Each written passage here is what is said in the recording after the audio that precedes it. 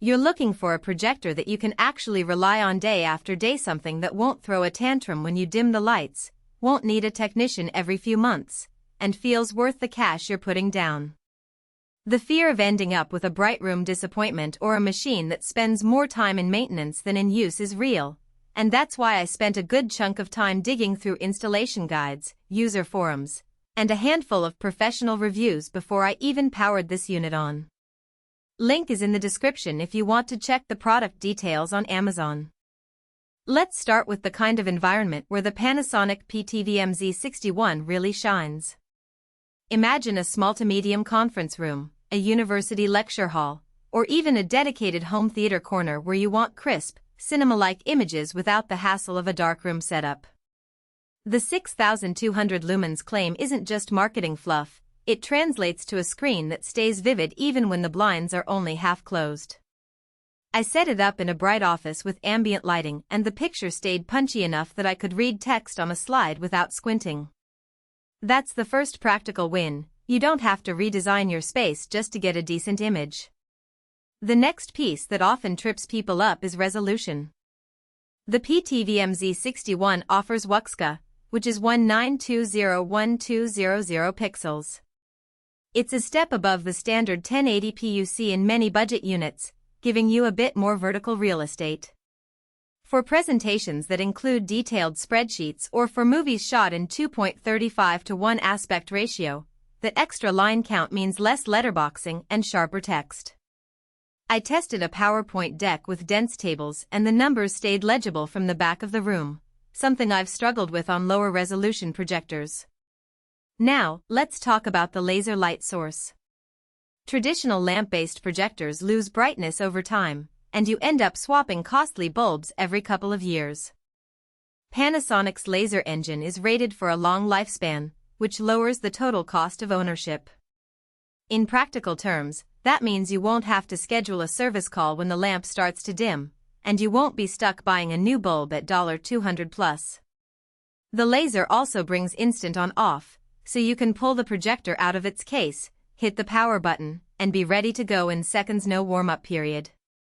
Installation is another area where the VMZ61 tries to be user-friendly.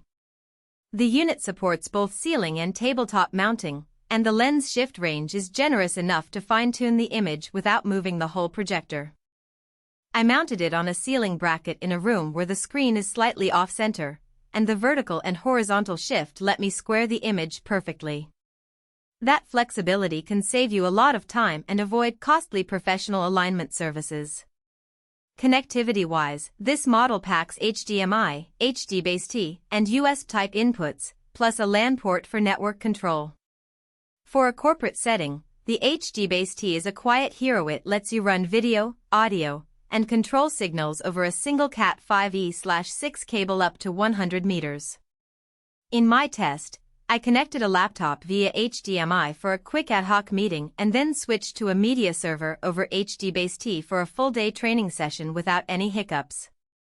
The built-in speaker is modest, but that's expected. You'll usually pair this with external audio for anything beyond basic narration. Who should consider buying this projector?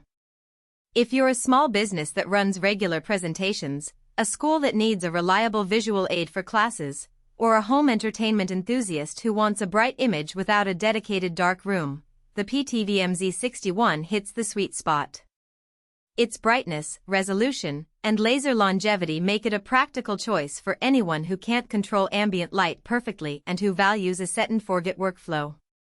On the flip side, if you're looking for a portable, ultra-lightweight unit to carry to different venues, this isn't it. The VMZ61 weighs a few kilograms and is best suited for a semi-permanent installation. Also, if you're a hardcore cinephile chasing 4K HDR performance, the WUXGA panel, while solid, won't deliver the pixel density or color volume of a true 4K projector. The image will be excellent for most content, but you'll notice the difference on a 4K Blu-ray or streaming service that pushes the envelope.